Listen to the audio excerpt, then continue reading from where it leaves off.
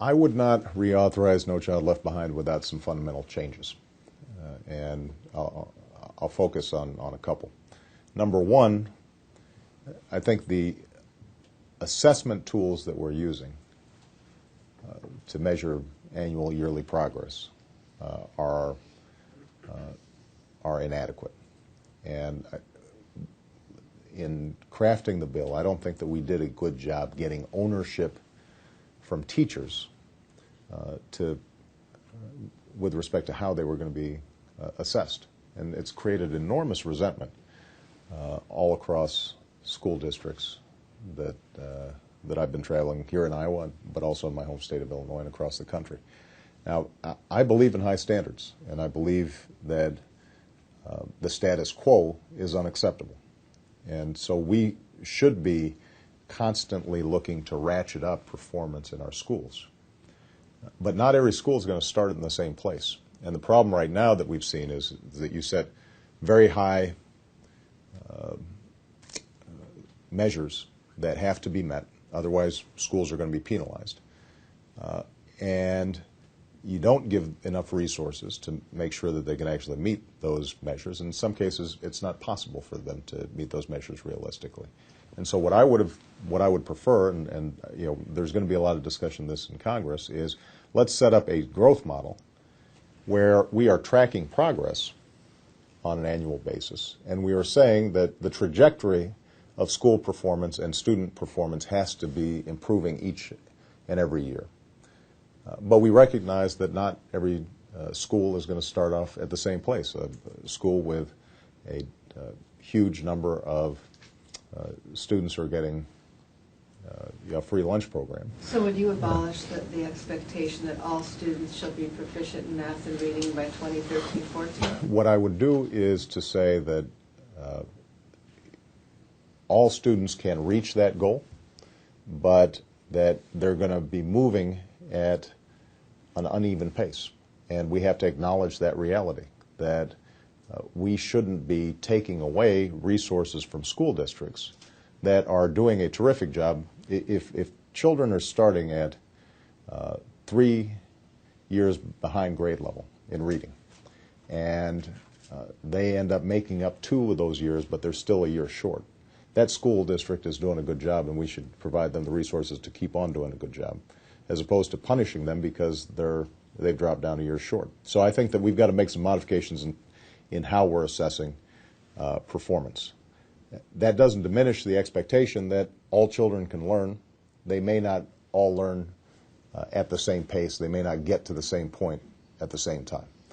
And if we measure performance realistically, then what we're not going to get is the sort of gaming the system that you're seeing in some states, where they look and they say, you know what, we're not going to make these annual yearly performance goals. So what do? We lower the state standards so that Mississippi can claim that its 86% of its kids are meeting the annual yearly performance goals. And it turns out that when they take the national test, they rank last in math and science.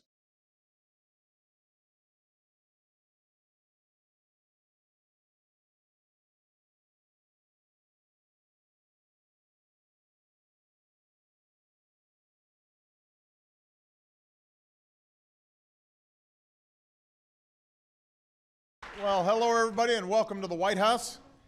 I want to start by thanking all the chief state school officers who've made the trip from all over the country. Why don't you all stand up just so we can see y'all right here. It's a great group right here. Thank you. And I want to recognize someone who is doing a pretty good job right here in Washington, D.C., and that is my Secretary of Education, Arne Duncan. Love Arne. We've also got some outstanding members of Congress who are here who've always been on the front lines when it comes to education reform. But above all, I want to thank all the teachers who are here today. Where are the teachers? Come on, stand up, teachers. There you go. We got some teachers here.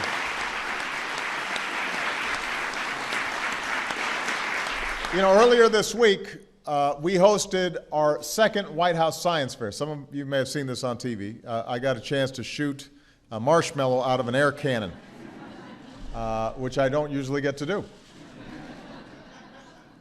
But I met these incredibly talented young people, kids who were working on everything from portable housing for disaster victims to technology that can detect smuggled uranium before it became a threat. This young man had built a prototype, and I asked him how he came up with this idea, and he said, yeah, I've always just been really interested in nuclear materials, and I collect samples. And I asked him, how does your mom feel about this? He said she wasn't that happy about it. But just unbelievable young people. It was extraordinary. And before they left, I gave them some homework. I told them, go find a teacher who helped them make it here and say thank you. Because every single one of us can point to a teacher who in some way changed the course of our lives. I certainly can. I know Arnie can. And the impact is often much bigger than we realize. One study found that a single good teacher can increase the lifetime earnings of a classroom by $250,000. Single teacher. A great teacher can help a young person escape poverty, allow them to dream beyond their circumstances. So teachers matter. And in an economy where employers are looking for the most skilled, educated workers, few people are going to have a bigger impact on that than the men and women who are in our classrooms. And that ultimately is why we're here today. It's about our classrooms and our children and what's happening to them and how they can perform. In September, after waiting far too long for Congress to act, I announced that my administration would take steps to reform No Child Left Behind on our own. This is one of the first and the biggest "we can't wait" announcements that we've made because our kids in our schools can't be held back by inaction. I want to point out, by the way, the members of Congress who are here, they're ready to act, but we haven't been able to get the entire House and Senate to move on this. And I said back then, the goals of No Child Left Behind were the right ones. Standards and accountability, those are the right goals. Closing the achievement gap, that's a good goal. That's the right goal. We've got to stay focused on those goals, but we've got to do it in a way that doesn't force teachers to teach to the test or encourage schools to lower their standards to avoid being labeled as failures. That doesn't help anybody. Certainly doesn't help our children in the classroom. So we determined we need a different approach. And I've always believed that each of us has a role to play when it comes to our children's education. As parents, we've got a responsibility to make sure homework gets done, but also to instill a love of learning from the very start. As a nation, we've got a responsibility to give our students the resources they need, from the highest quality schools to the latest textbooks to science labs that actually work. In return, we should demand better performance. We should demand reform. And that was the idea behind Race to the Top.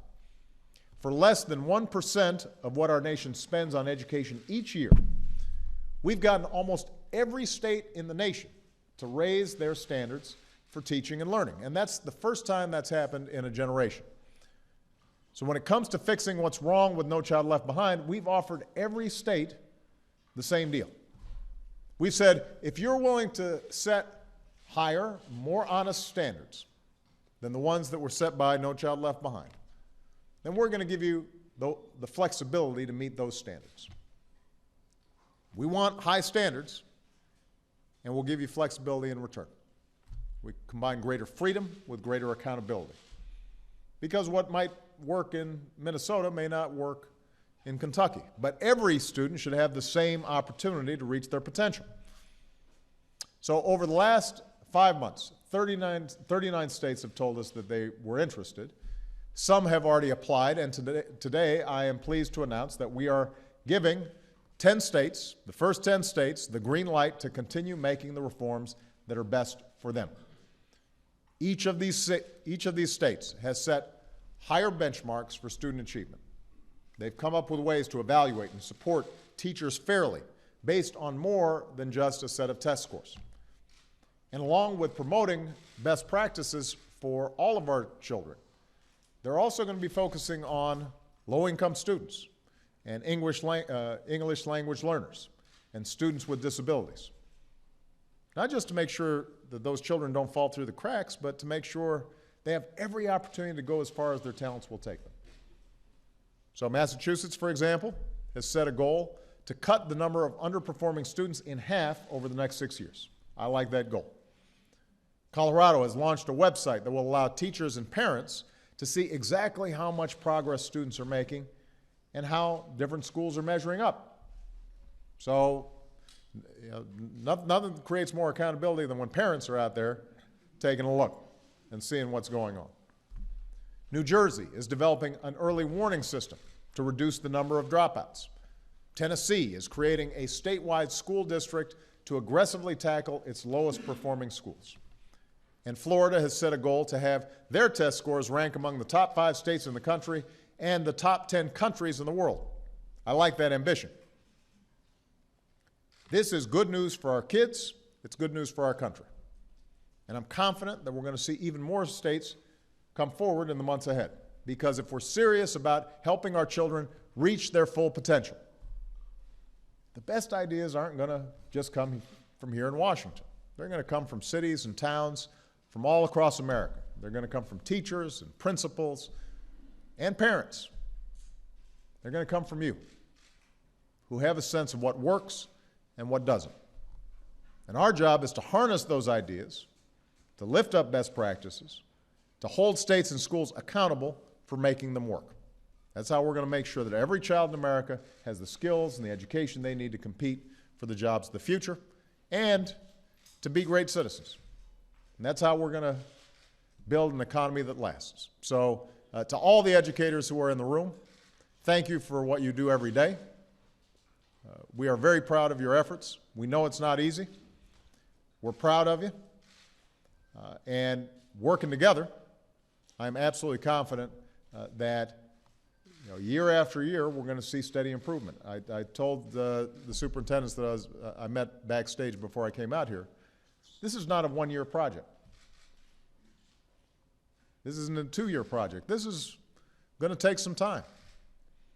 But we can get it done with the kind of determination and the kind of commitment that so many of you have shown. So I'm proud of you. I'm proud of Arne Duncan. Let's make this happen. Thank you very much, everybody.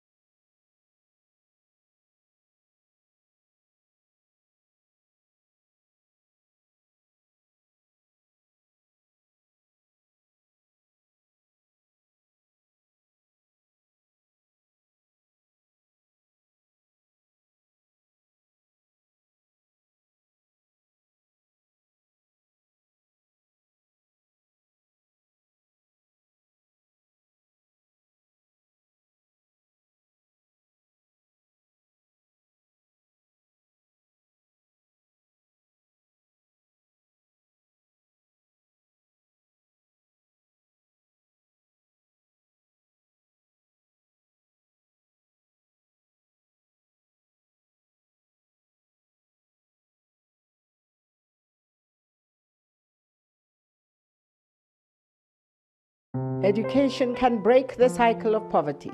Education helps to develop economies. Education makes people healthier. It fosters peace. It promotes girls' and women's rights. Education saves lives. Since 2002, the Global Partnership for Education has grown from working in 7 to nearly 60 developing countries. We have mobilized $3.7 billion to improve access to quality education. We have helped build 53,000 schools and trained more than 300,000 teachers.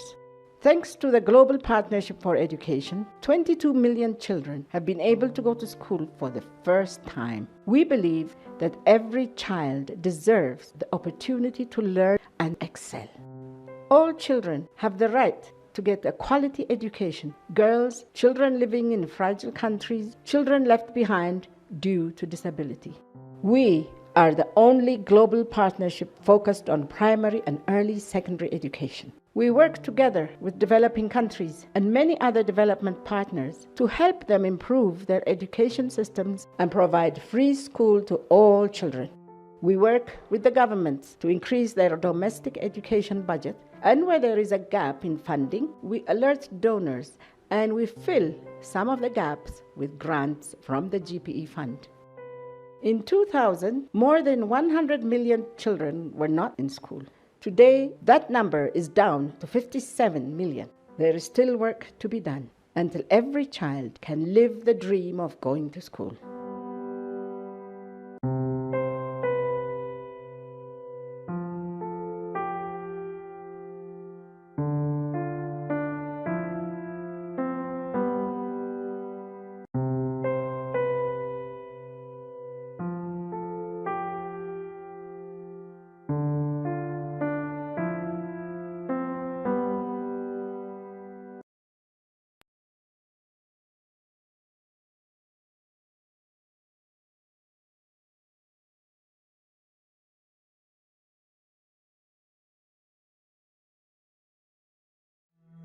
On New Year's Eve 1999, as the clock approached midnight, many children stayed awake, counting down 5, 4, 3, 2, 1. But nearly 1 in 7 kids worldwide could not read the numbers on the clock. In fact, 102 million children had never stepped into a school. The following year, during the UN Millennium Summit, 189 world leaders promised every child free primary education by 2015. In 2002, the Global Partnership for Education started bringing partners together to tackle education challenges in the world's poorest countries. The first step for every country was to establish an education plan everybody could agree on. When developing countries lack funds, partners raise money to kickstart the plan. If necessary, they work with the country's leaders to increase the budget for education. If girls are excluded from the school system, our partners prioritize equal rights for girls and boys. If there are no schools or materials, the Global Partnership assists by building and restoring classrooms, supplying learning materials, as well as recruiting and training teachers. Even if war and conflict disrupt the education system, our partners are prepared to continue with their mission. Since 2002, the Global Partnership for Education has put 22 million children in school. But there are still 57 million out of the system worldwide. Let's keep up the momentum and finish the job together.